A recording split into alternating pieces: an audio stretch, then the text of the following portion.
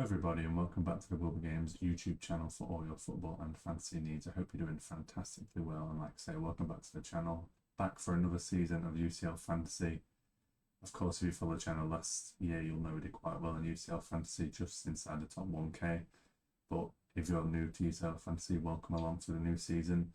Wish you the best of luck going into it, and hopefully it goes as well as hopefully people following the content from last season went, so fingers crossed. Like I said, I've been playing fantasy a few years, did quite well last year. Fantasy very much similar to if you'd ever played Euro World Cup fantasy football. But first video of the basically season, we're going to have a look at the rules, just give you an overview of that. Not a lot of changes from last year, but I think it's always good to have a refresh of the rules, so that's what we're going to do here. So if you have played UCL Fantasy before, might all not be relevant, but I think it's always good to refresh your mind the rules. I like to do it at the start as well. Of course, if you're new as well, welcome to the channel, and we will go through all the rules, so hopefully it makes a bit more sense to you. It's kind of a mix between a bit of FPL, Sky, Fantasy, depending on what kind of different fantasy games you've played, but we'll go through different rules and hopefully it makes sense to you guys. And of course, if you like the content, please like and subscribe to the channel. It's really appreciated and really just helps the channel. I think the UCL Fantasy videos last season were some of our most successful videos. So if you do like the content, views are even just appreciated, but likes and subscribes to the channel do a great deal of difference. So I appreciate you all, and of course how everyone watched it last season. So hopefully onwards and upwards, and let's have a jump into the 2023-2024 fantasy rules. So like I said, it's very much, in my opinion, a bit of a cross between FPL, Sky kind of rules, how the kind of general game goes. Obviously in the Champions League you have the group stage, which in my opinion the group stage is the bit what's the most important. When you get to knockout stages, you've got less teams to choose from, and especially when you get like quarterfinals and onwards, people's teams are going to be very similar. So I think the group stage is just so important within this game, so making a big fast start and using your chips early on is quite a important kind of nuance that you need to understand and maximize that start of the game. We're also going to do a few more videos alongside this before the first match day. We're going to be looking at strategy, so how we should set up with our chips, how we should attack certain match days at the start of the season. So we'll have that one coming out very shortly after this video, and then we'll also have a bit of a look at a kind of first draft, how the kind of structure I'll be going for and the kind of strategy. I think it's very important to set your strategy out from the start. As I say, the first match days are the most important ones, so just having an idea of how you want to set your strategy is a very important bit. We'll talk about the kind of chips you have in this game when we get down here. So, as I mentioned, match days basically split into the match days you'd see in the Champions League. So your first set of fixtures will be on a Tuesday and a Wednesday. As you can see here, we have a split match day. Every match day except the final is split over more than one day. So you'll see from normal Champions League, Tuesday night, Wednesday night, you'll have the game split over those two. I think a key bit which you'll see within Sky, but not so much in FPL, is that you can make changes between the 2 days. So once a Tuesday is done, you can make changes, whether that be to substitute players on or to change your captain as well. And always, well, depending on how your Tuesday captain goes, I'd always recommend making some changes. So, for example, on Tuesday, say you had Mbappe playing, got 2 points, you're not happy with that, you could change your captaincy on Wednesday to Haaland, you get a second chance at the captaincy. Same thing kind of works for the players you've got in your squad. Obviously, you've got a squad of 15 players. You can put out a lineup of 11 players, most of them playing on a Tuesday. Someone gets 1 point, 2 points, or you're not happy with the return.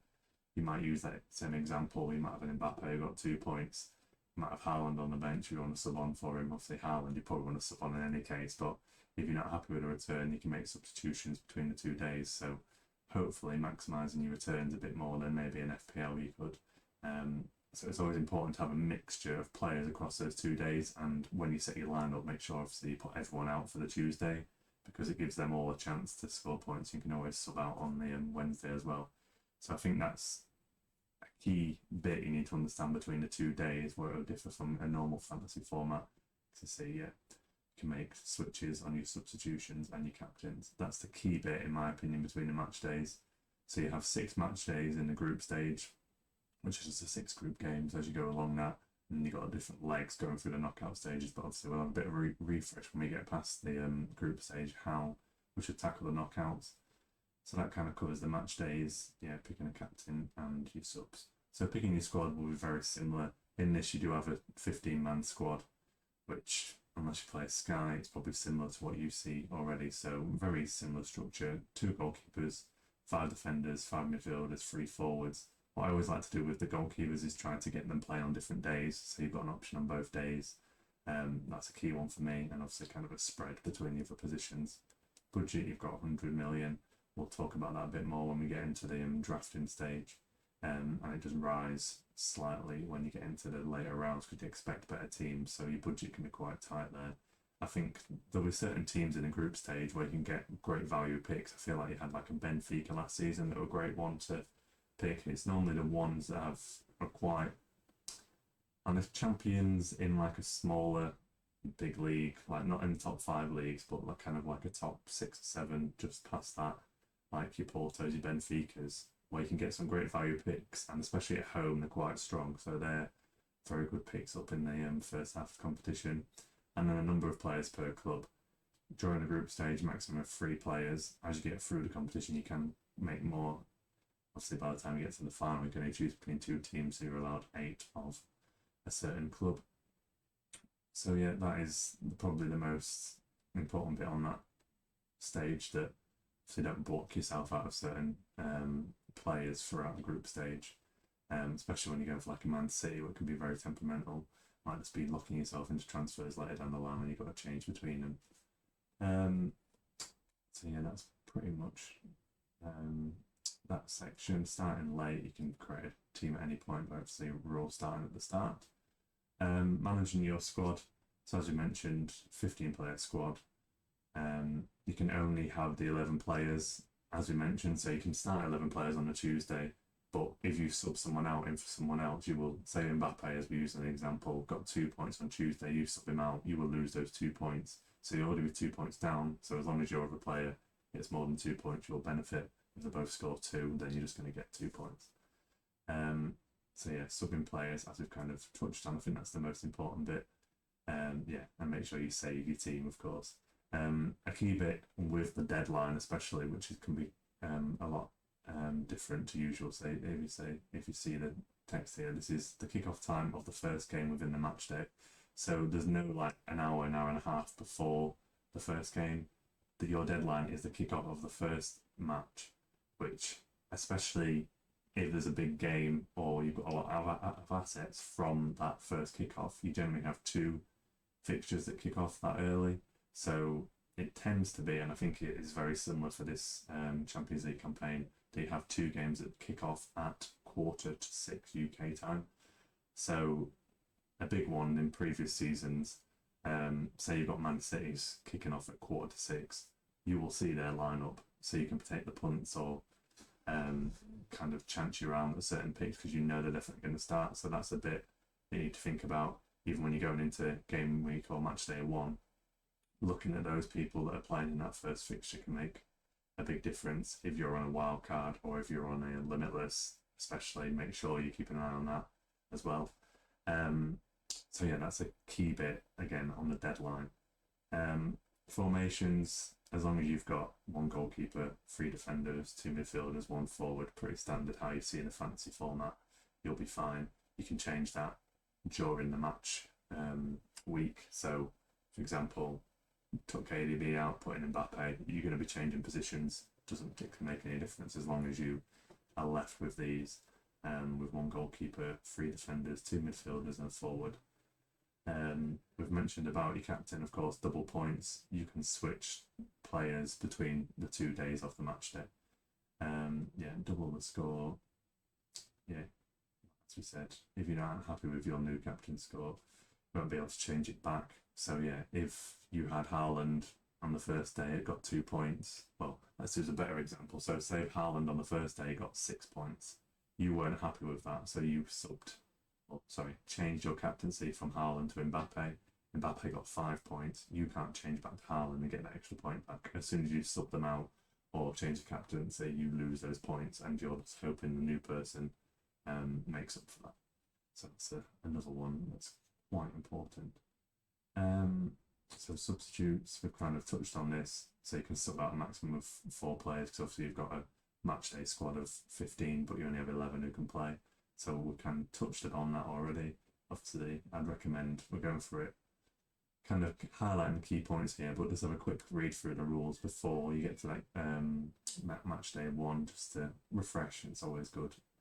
Automatic substitution. So yeah, if kind of like how FPL works, if you don't want to make any manual changes yourself, you can just leave your team, and automatic substitutions can be used. So again, if you didn't have someone playing, it would automatically sub in your first bench. But I think the way it's set up, you should be making manual changes, and you can really maximise your returns from making the manual changes. So I wouldn't worry about automatic substitutions. Yeah, as an example, obviously if your goalkeeper doesn't play, replacement goalkeeper will sub in. Pretty standard there. So getting more down to some more interesting things, we've got the transfers. So your transfers, I think it's very useful to use this table. I think on this bit they're using a bit of blurb really, where you can just get to it.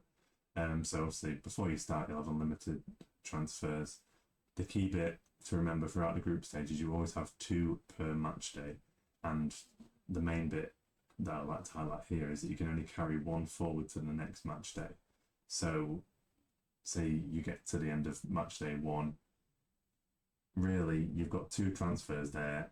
If you're not playing a limitless or a wild card, you always want to use 1, even if you're quite happy with your team. I'll just change it to kind of maximise if someone's got a better fixture.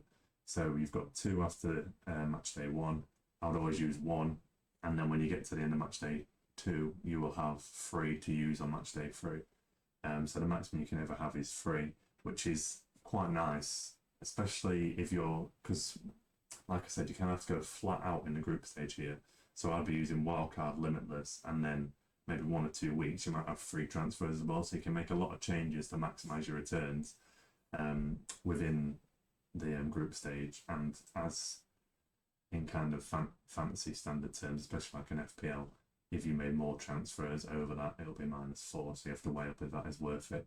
I think given the amount of transfers you can have, generally it isn't worth it, especially because you can make the substitutions. Obviously, if it's a big play you're missing and you think they're going to go massive, like if you've not got Haaland or something, it can definitely be worth it, but in general it wouldn't be worth it. So what we're interested in now is a group stage, so obviously 2 per match day. As you get into knockout stages, we'll probably have a refresh of them after the group stage when we get into like a January, February. But before the round of 16, you get 3, and then you can see it goes up before the quarterfinals, and you've got different amounts for each stage. But yeah, that's the most important bit, that you can carry 1 of these transfers, but not 2. So it's always nice to make a little tweak. Yeah, if you are on a limitless or wildcard, then no 3 transfers are carried forward, as you kind of expect. Player prices. People tend to forget that they will stay the same until the end of match day 2. The player prices can be adjusted on performance, so generally the better players will go up in price. There's not kind of a tracking of price changes as you would have on an FPL, for example. It seems to be very much UEFA and the game developers just look at the performances, who's got the most points, and then reflect it on that. So there isn't really a price tracking website to do that, but watch out on that going forward, especially when not on a limitless, but if you're making a wild card, or you think you can, or you're lining up a transfer for match day 3, just keep an eye on the price changes that can happen, because you could get priced out quite easily. So deadlines we've kind of touched on. It's always in line with the first match of the match day and the kickoff time of that. So yeah, of course, save your changes, and you can just see a list of the deadlines there. So it's always on a Tuesday, generally at 5:45, and I think that's exactly the same this year, which we'll get into a bit more on future videos. So yeah, you've got all the match days all on Tuesday except for the final. So one of the obviously more important bits of the game is the chips. So there's 2 chips to play within UCL Fantasy. Limited because of obviously there's less match days, and you also get limited transfers after the group stage, so you couldn't really have more than 2 chips really. So the key, should I say, the 2 main chips you have are a wildcard and a limitless. Wildcard, I think most people will be familiar with.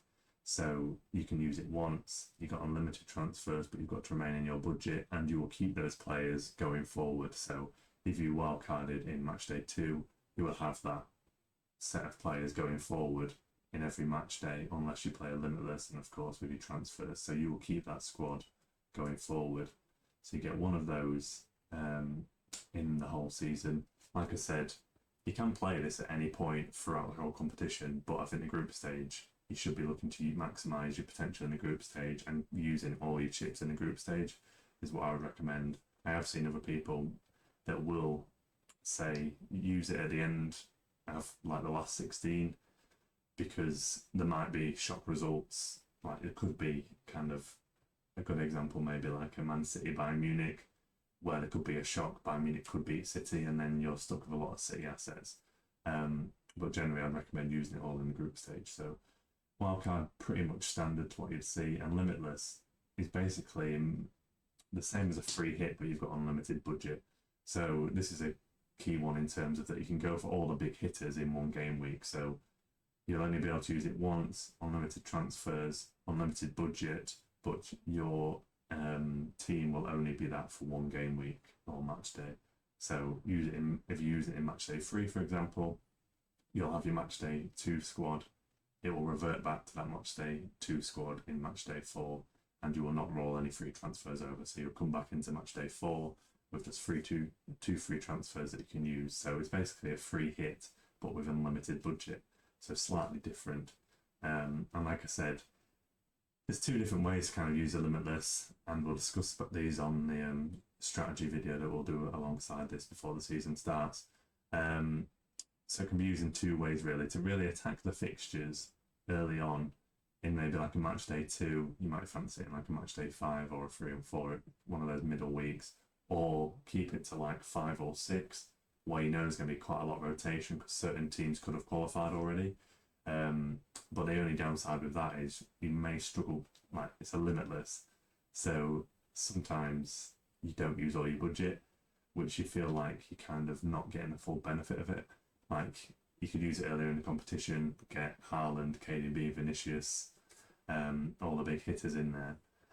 Whereas if you use it later on with the rotation, you might not get the full benefits of it, but I do quite like it in that sense because there seems to be a lot of rotation. You can go big on the early kickoff teams, or the people who've still got something to play for. So like if a Man City are already gone through after 4 matches, you might want to get rid of all your City assets and steamroller into a Real Madrid, Man United, maybe, who are still needing points to qualify and got something to play for. So that's a few things that, of course, we'll dig into a bit more on the strategy pod. So yeah, there are 2 chips you will have within there. It gives you a bit more of a detail below here, but I feel like I've described them quite well, so hopefully that makes sense to you. Of course, if you've got any questions to the video, please let me know in the comments after you've been through the video. So point scoring, which again, there's some slight tweaks to what you'll see on some fantasy games. I think within UCL Fantasy, it's kind of a bit more, it's tweaked slightly towards Sky, but not exactly like Sky. So we'll just go across the points. So you get 1 for appearance, 1 for 60 minutes on the pitch, which is quite standard, like for an FPL. It's kind of a merge between an FPL and the Sky, really, on some of these points. What you don't get on those games, goals from outside the box. Say Bruno Fernandes hits 1 from outside the box, you'll get an extra 1 point on top of your goal points. Assists, pretty standard, 3 points. Every free ball recoveries, which is a big one as we see in Sky. Every free ball recoveries will get you 1 point. Something that you generally don't have in the other fantasy games is Player of the Match award. You'll get a bonus 3 points, which can be massive, especially for a captain, to get a massive 6 points on top of any score. So that's where it can come down to picking kind of the focal point or the talisman within a team. And if someone wins 6-0, your player might score a hat-trick, you might have another player score a hat-trick, and you still don't get the Player of the Match award. So it can be a big swing within the competition. Something added as well, winning a penalty, you will get 2 points, even if the penalty is missed, which is a big thing, which I think some other fantasy games should really build in. Conceding, missing a penalty, you get minuses as expected, yellows, red cards. I think a key with a red card as well within this format is if you have someone playing on a Tuesday and they get a red card, you cannot sub them out on the Wednesday, which is a massive thing. I've had it before where you can get a goalkeeper sent off and you can't sub out for your goalkeeper, which is slightly annoying, but it's one of those little tweaks in the game which can obviously go well when someone else gets a red card, but if you get a red card to one of your players, it's pretty disastrous. So going it by position, goalkeepers obviously would love it to score a goal. Get 6, saving the penalty 5, clean sheet 4. Every 3 saves they do get 1 point. Every 2 goals conceded -1. I think they're pretty standard. Defender scoring a goal 6, clean sheet 4. Every 2 goals -1. So very standard kind of FPL scoring for these positions really. Midfielders scoring a goal 5. Obviously we've had assists above, everyone gets 3 points. Clean sheet 1, scoring a goal before. So yeah, I think when you get lower down, a lot of them are kind of like FPL scoring. Mentions there, points are usually calculated within 3 hours of the final whistle. So obviously you'll know most of your points unless there's like a dubious assist or like a goal, maybe it's an own goal. The key that you won't know straight away is the player of the award, player of the match award, should I say. So there's a lot of like refreshing your UEFA website or waiting for an official announcement if you're watching a game at the end of it. So that is the one that will generally be a late change you need to keep an eye on. Yeah, and ball recoveries, maybe you're waiting for confirmed data on if they actually made the amount of recoveries needed. So it can be adjusted. Yeah, minutes played over 60 minutes. There you go. You gives you a description of assist if you want to look into that a bit more and see what actually counts. But pretty standard. Like I said, just have a little read through these before you start. But they are the main bits to talk about, and then you've obviously got leagues where you can just make your own public or private leagues. But I think that guys give you a bit of a good overview. Like I said, I'd recommend that you always kind of go over the rules just before you start. I think this gives you a good overview of everything you need to look out for. Might have missed a few little bits, but you've got a bit in there where you talk about assists and how you basically record an assist, which is very similar to as you'd expect in other fantasy games. So I recommend just having a 5-minute read alongside this video just to give you a bit of a refresh, and hopefully this was useful for you guys. If you've got any questions or comments about the content, more than welcome to leave them in the comments. And like I said earlier on, any even views, like I said, views are massive for the channel. Even likes and subscriptions are just highly appreciated, so I appreciate you all. And check out in the next basically day or so, we'll have 2 other videos alongside this. One looking a bit more at strategy, as I've talked about chips, and your strategy at the start of the competition is very important, so we need to kind of nail down what we want to do with them. And then we will also have one looking like at a match day, one kind of draft where we want to be eyeing up, and that obviously will depend on kind of your strategy. So I'd recommend you looking at a strategy pod or video, should I say, and then looking, when you've firmed up your strategy, have a look at your team, and we'll talk about different options in that drafting video as well. If you're taking different strategies, there might only be a few certain tweaks, but sometimes you have to think long term, short term, depending on your strategy. So hopefully I'll see you on that video as well, guys, or both of the videos. I appreciate you all for watching, and we will see you on the next one. Have a great day.